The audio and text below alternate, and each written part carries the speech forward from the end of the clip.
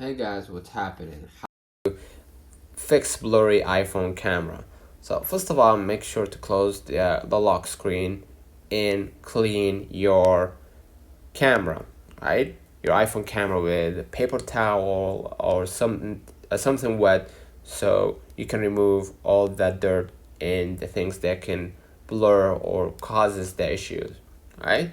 So next, what you're gonna do, you're gonna just go ahead and open the camera, right?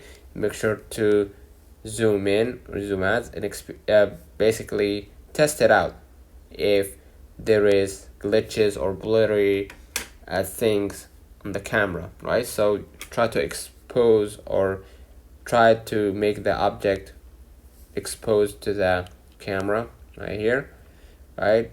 And make sure the focus works, right? And also what you're gonna do, make sure that it's well lit, right?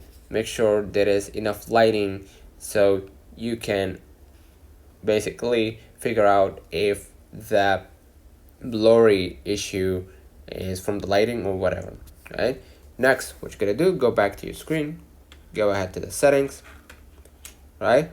And then general, software update, make sure that your iOS is fully updated to the latest version, right?